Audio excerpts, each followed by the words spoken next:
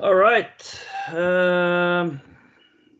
Not a lot of people present, but I have decided to record this, so we may be distributing it to the website later. If you have a problem with that, you should change your name and just be quiet. I hope that's okay with everyone. This session is being recorded. So today, unlocking the abyss, innovating in the deep sea. I was invited here by Susanne, who works with innovation at the University of Bergen, and so do I. I am a PhD fellow in the System Dynamics group and also associated with the K.G Jebsen Center for Deep Sea Research. I have a long period behind me in the subsea industry, working for a number of different companies. But focusing on deep sea for a large portion of that career. I have a background in system dynamics from the University of Bergen, and then a number of undergrads from Simon Fraser University in Vancouver. So today, we're going to talk about innovation and the deep sea, and then why am I showing you a picture of the Mars rover? That's because obviously the Mars rover is the epitome of innovation, or its later younger siblings where they're now even more so. But the Mars rover is a remotely operated vehicle that has been roaming around on Mars for a number of years.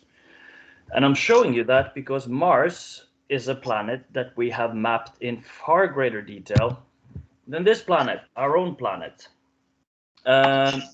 If you go into Google Earth and tilt, someone is not muted. Could you please mute yourself? I'm hearing a lot of background noise.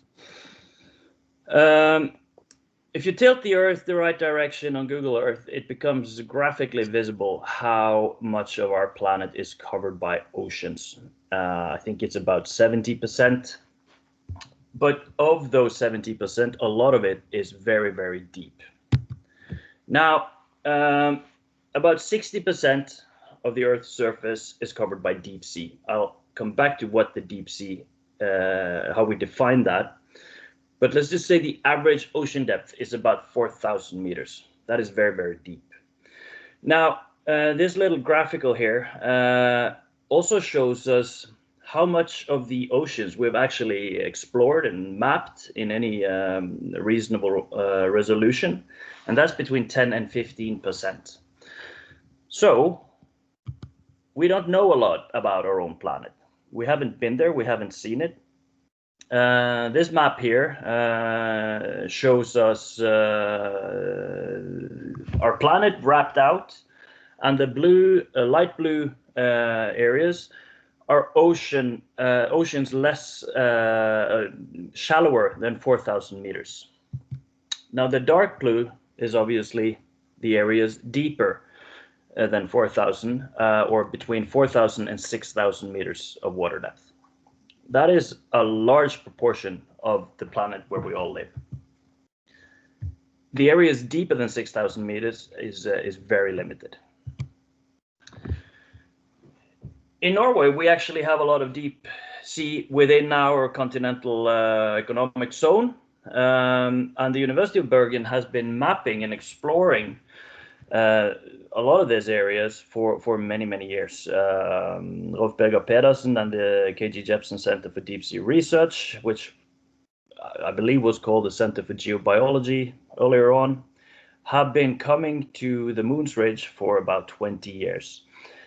This is a ocean ridge, and ocean ridges are where tectonic plates are drifting apart or crashing into each other, changing the actual physical appearance of our planet.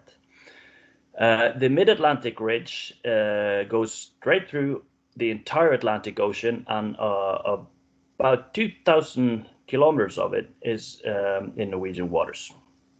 That gives us about 200,000 square kilometers of seabed associated to the Mid-Atlantic Ridge in Norway, and that is interesting because we have found potential sustainable resources in that area.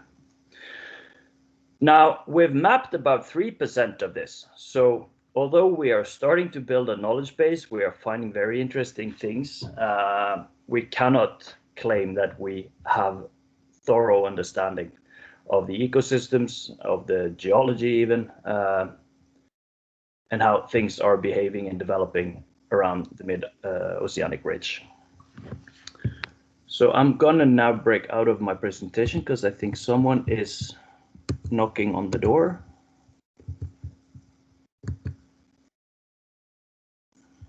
All right. I seem to have invited everyone. Okay, sorry about that. Switching back to presentation. All right. So this map here is showing some spot locations where we've done and found hydrothermal systems. I'll show you in more detail what that is and why it's interesting. But the dots are clearly graphical presentations. We have not seen a lot of this. Now, before I show you a little video from the Jebsen Center, I want to explain why these oceanic ridges are so interesting to look at. We're at the very deep seabed, about 4,000 meters, give or take. That means that the actual Earth crust is quite thin. So we're quite close, relatively speaking, to the magmatic bodies underneath. We're also, because we're in deep water, there's very high pressure, and the rock type here is igneous and is permeable, meaning that it's water is being pushed into the ground. It seeps down, comes in contact with a heat source, magmatic heat source, and when things are warmed up, they rise, they expand and they rise, and they bring with them a number of, for us, potentially interesting minerals, and they're also becoming a motor for biological and geochemical processes in this area. This gives way to 3 categories of potentially very interesting resources. The first one is biological resources. In this area, we're finding life forms unlike anything we find anywhere else. These are microorganisms living in very harsh environments. The temperature in the water coming out here is more than 350 degrees Celsius, and the surrounding water is around 0, or it can even be negative. So it's a massive temperature gradient. There are also potentially toxic chemicals coming out with this plume of water, and life is developing and sustaining here in the form of microorganisms. These microorganisms, because they adapt to a very harsh environment, are very interesting for us to understand, and there's a lot of work going on at the University of Bergen and other places in decoding enzymes, particularly in microorganisms living here. This is called bioprospecting. And we do that because with these extreme properties of these organisms, we're able to potentially replace or even come up with new ways of doing toxic or unsustainable chemical processing. We have bacteria that eat sulfur, we have et cetera, et cetera. I'm not a biologist, I'm not going to pretend to be one, but this is, take my word for it, an interesting field of research. The energy source, so the geothermal energy in the area is obviously also interesting. Now, the energy here can be seen as perpetual. It's obviously not something that's going to go away. Now, we don't really have a way of utilizing that energy just yet, but that's just a matter of innovation, I think. So we're close to the magmatic body underneath, and we're also getting discharges of very, very hot water in a very cold environment. Temperature gradient alone is something that we potentially be able to utilize. And then finally, there is deep sea minerals. As this water is coming up, it is bringing with it a lot of precious and rare minerals and metals that we may be able to utilize. Now that's obviously interesting because the types of minerals and metals coming up are pivotal for an electric revolution. It's the kind of stuff we build batteries from, wind turbines, microchips, etc. And the mineral alternative is largely today controlled by a very few economies. It's being mined in a few locations under unacceptable, in many cases, conditions, with a high footprint on both human and human life and the environment. So alternatives to that is obviously important. And beyond being an alternative, we also see a massive growth in the demand for these kind of minerals and metals in order to provide for a green shift. And then there is the option or potential for sort of combining the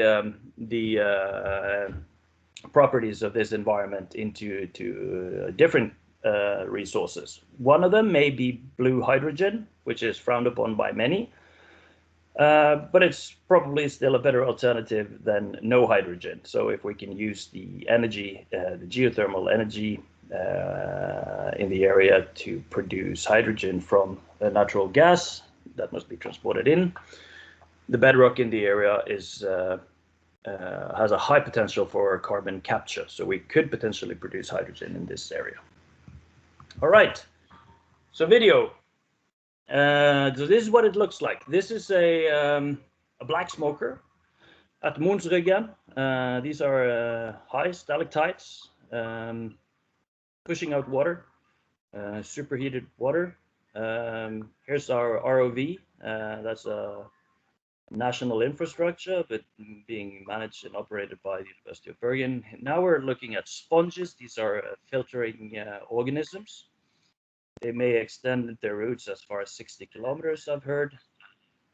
Now, do notice that these are filters, so disturbing this area may be hazardous. We don't know really the importance of these organisms, so a lot of research still to be done. There's some sampling. This is a coral reef that is not doing so well, it looks like.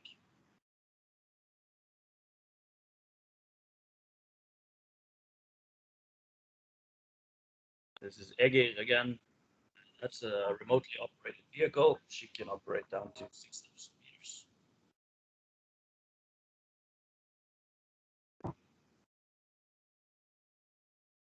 We're at 700 meters. There's no natural light coming down there, and we see a lot of life. The white stuff on the sea is leaf, bacteria, microorganisms. Now we're back in the deep. I guess Hilda, smoker, you can see that supercharged coming out there. Temperature is around 400 degrees. We're sampling.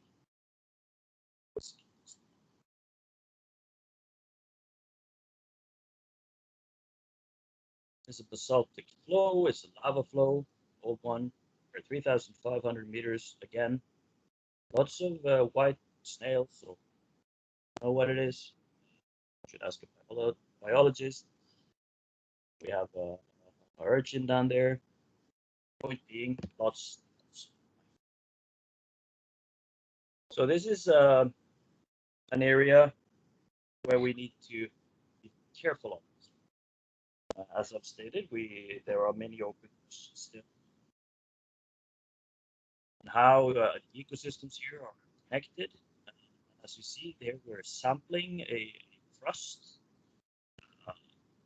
manganese crust containing lots of interesting minerals, but you notice the plume here of sediments being discharged. Those could be challenging for life. Something seeping out. Okay. All right, I think we'll skip on. It's beautiful down there. Get the picture. Oh, yep, finally there, some bacteria.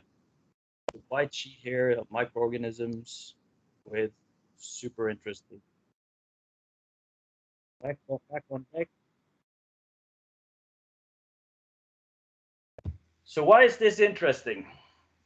Me coming from the offshore industry, the subsea industry, I'm afraid I have to admit I've been working quite a bit, at least in my early career, for different oil companies. Because oil companies in Norway operate underwater. I think the time has come to view the subsea offshore industry as an industry not associated necessarily to oil and gas, but perhaps to any other business underwater. It seems like a logical link. Many people, certainly in the industry, will argue with me on this hypothesis of oil coming to an end at some point. I believe that's a different discussion. What we do see, however, is that the market for services subsea is going down. That is partly related to the oil and gas industry innovating, becoming more automated and remotely operated, etc. But for the sake of the argument, let's just accept my hypothesis that oil and gas in the future is declining. That leaves us with a big industry with high capability, comparative advantage, ability to do very difficult things underwater. We need to find something else to do, and I've just showed you what that could be. This graph I call the long tail of subsea services. Now on the left side you'll see typical oil and gas projects, building, drilling, putting down pipes and cables, doing janitorial work in IMR. Offshore wind is maturing, and it's certainly looking like offshore wind is materializing and providing new markets for the offshore survey subsea industries. But then there are minerals. There's the thermal, bio, whatever else we find down there. Currently, a maturing market, no actual rates being handed out. But as these mature, rates may go up. But still, this does entail a lot of accumulated market if you're able to meet that market. And we do that by innovating. Now, working at these depths is not easy. Although we're good at doing things underwater, in Norway, we are there are few operators who have a lot of experience in the water depths we're talking about here. And just to give you a picture of how deep this actually is, this is Grieghallen. Now please focus your eyes on the white van on the left side of the red kiosk below Grieghallen there. That's about the size of an ROV. And we're gonna fly up to 4,200 meters, which is the water depth of the project I will show you in the next video. It is a quite some altitude, and that car is not very easy to see from here, to put it mildly. And that is the equivalent of a vessel on the surface trying to do work at 4,000 meters of water depth. Now this is a video of a project I was part of, and that's 5 years ago now, working for a company called Swire Seabed. We were commissioned by Jeff Bezos to head out to the Bermuda Triangle to locate the engines, the booster rocket engines. Someone is waiting in the lobby. I will admit them. I hope my video is still showing. I guess it is. So we were commissioned to head out and pick up or recover the Apollo 11 engines. So the engines of the rocket that landed man on the moon. But down here, it's a virtual forest of debris because these rockets, the Apollo program, there were some 20 rockets in the end. They all departed the same place, and they were all heading for the same place. So they all discharged their booster engines on certain points in the arc where they would burn through the atmosphere, crash into the water, and sink to 4,200 meters, and burnt and twisted and collided. And we're trying to find parts of number 11. We actually did. Now, it wasn't verified until back on shore. They found a serial number on 3 engine parts, large parts, that originated from the Apollo 11. Why am I showing you this?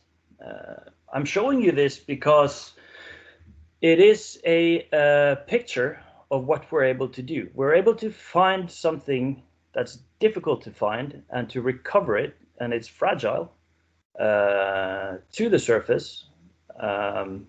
So we're basically able to do something very, very difficult underwater. And that's a good sign. It means that we are likely to be able, through innovation and commitment, to tap into the sustainable resources in the deep sea. So that's why I'm showing you this bragging video. Also, it's got very pretty pictures. It also has some relevance for my final point in this presentation, the Apollo program. Here we can see serial numbers being scraped off. That's Jeff Bezos right there on our ship. Anyways, next slide. So if oil and gas is declining, the oil and gas service industry is also declining, unless we find some other stuff to do. Now, I think I have painted the picture of the potential alternatives in the deep sea anyways. So a hypothesis is that these markets will just mature, and the service industry will cater to them, and everyone's happy. There is a problem though, and we've seen this. We saw it back in 2014 when the oil price was crashing, and there were projects coming out, offshore wind and other new markets, but it kind of evaporated. It didn't materialize too much, and I think it has to do with path dependence. Now, the oil industry and any technology-driven industry, there will be a process in the early onset of market developing where there are different ways of doing things, different technologies. Then standards are being drawn up, trial and error. The service industries are singling out the way to do things, and the clients are drawing up regulations and requirements, and we get what's called path dependence at some point. Everyone is doing things in a standardized way. That is a challenge because we, as an offshore industry, are now stuck with what I call stranded assets, or not I call, everyone calls it that. We have a massive infrastructure being built, capital tied up in that infrastructure, and it doesn't quite fit what we're trying to do next. The other thing, soft assets being stranded, is the way we think, the way we do things, the way our engineers envision solutions, etc. Need to move beyond this if we're going into new markets and if we're trying to innovate in a disruptive way. And if we fail to do that, if we're stuck with stranded assets, my hypothesis is that we may be facing this situation in the offshore services. Being stranded with oil and gas demands, the other stuff may never materialize. And as a service industry, we may just die with oil, and unless we can break this path. Now, path dependence is a well-known theory, here graphically presented by Pseudo. Now, if we're in the phase here of unlocking, which I hope we are, then we may generate some new ideas and start moving towards a new path of business. The one that I immediately envision is this one. Innovation should give us cheaper, faster, better, and more exploration. We need to learn so much more about these resources and the areas they're in. And in order to do that, we cannot operate very expensive offshore vessels with lots of people, with lots of in and out, burning lots of fuel. So the innovation, or one of the areas of the innovation space is to develop smarter things. And that translates, or in one way at least, into autonomy. What we're looking at here is just that. This is the, I think, last project I worked on in the industry before rejoining academia. And what you're seeing coming to surface here is an AUV, or an autonomous underwater vehicle. It looks like a torpedo, and it's got battery power, no tether, and lots of sensors used to map the seabed. Normally, that's operated of a vessel with people on board. But in this particular project, and I believe this is the way the industry is moving, we were operating it from shore through a USV, or an unmanned surface vessel. So this is a radio operated, basically, boat that is providing communication and position to the underwater vehicle. So we're controlling this thing and sending it out on missions in the deep sea. Obviously, the environmental footprint of having this 12-meter surface vessel at the sea is much lower than running a 90-meter vessel with 60 people on board. And it's a lot cheaper, so we can get more data, better data, faster and cheaper. Why are we not doing this? Why isn't everyone doing that? We have a problem, and this is, I think, a well-known phenomenon, a tendency to shoot ourselves in the foot, because the world is run by committees very often, and the future is not written there. This is a randomly chosen picture that I borrowed from my friend Kaspar Lund of, I don't know these people whatsoever. My point being, it's not looking like a very disruptive crowd. And I think the problem there is, or can be exemplified by this quote by Henry Ford, which he allegedly said. I'm not sure he said it, but it's a good quote nevertheless. He says that if I had asked people what they wanted, they would have said faster horses. Now, if you have a big backpack filled up with experience, you're educated as an oil engineer, and you've tried some things before, you want to play it safe, you don't want to get all excited, and most of all, you shun risk. You have a well-established experience that the oil industry is where you can make a living. It's hard to be disruptive and to innovate for a new market with different requirements. And really, the reason is you're potentially asking the wrong question, or focusing on the wrong part of the answer you're getting. The point of the faster horses is not the horses, but if you're a horse person, that's what you're going to see. The point is faster. And that brings me back to Apollo.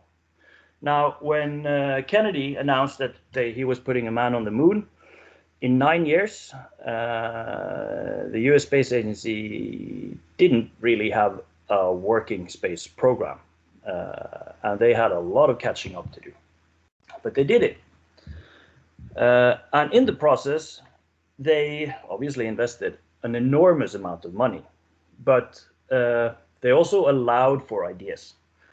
And the Apollo project, beyond landing a man on the moon, put technology so far in such a short time. Concepts such as software was basically developed as an offset from the Apollo program. It also gave us Velcro and Gore-Tex and what have you.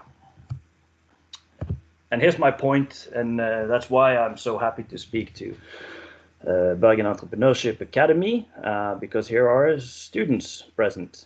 The average age of ground control, these people operating their rudimentary computers, What was that average age? It was 26. So yes, let's believe in youth. Now, wrapping up with the hypotheses presented earlier on, this gap here between the other stuff and the current oil and gas, it could be incentivized some way or form. Requires some money, and if we get that in place, we may be able to save the subsea service supply. Also, policy incentives directing expiration and innovation may shift the entire graph leftwards. So I believe there are two options. We can do a non-innovation option, or we can try to bridge the gap. And if we do so, Norway's third largest industry may be able to continue operating underwater, just not with oil and gas. And that is my final slide, and I will now try to return to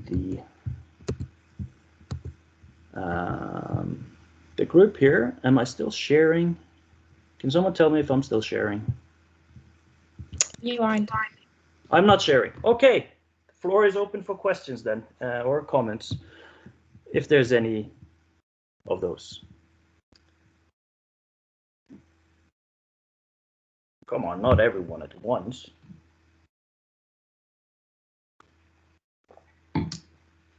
All right.